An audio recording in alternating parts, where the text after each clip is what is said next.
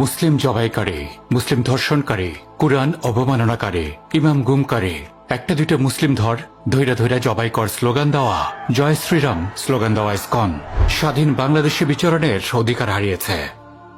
আজ যদি আমরা এই জঙ্গি ইসকনকে না থামাতে পারি, লিখে নেন, কাল তারা আমাদের ঘরে ঢুকবে জয় শ্রীরাম বলে।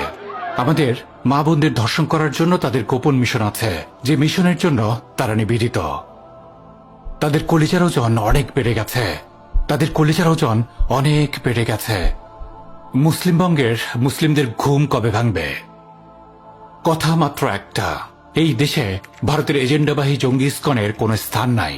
No if no but, only full stop. যদি আমরা আমাদের সন্তানদের, আমাদের মা বোনদের, আমাদের আলেম ওলামাদের জঙ্গি ধর্ষকদের হাত থেকে নিরাপদ রাখতে না পারি, আমাদের মা বাবা আমাদের হারিয়ে ফেলুক। আজ আমরা হেরে গেলে কাল তারা জিতে যাবে। কালিমা লা ইলাহা ইল্লাল্লাহু মুহাম্মাদুর রাসূলুল্লাহ সাক্ষ্য দেওয়া অন্তরগুলো এখন এত দুর্বল হয়নি যে জয় শ্রীরামের বাহিনী আমাদের গলা কেটে আর ধর্ষণ করে আমাদের উপরে বিজয়ী হবে। আওয়াজ তুলুন, রাজপথে নামুন, ছড়িয়ে দিন। কথার শুরু এবং কথার শেষ ইসকন নিষিদ্ধ করেই তবে থামবে বাংলাদেশ। ইসকন নিষিদ্ধ করেই তবে থামবে বাংলাদেশ।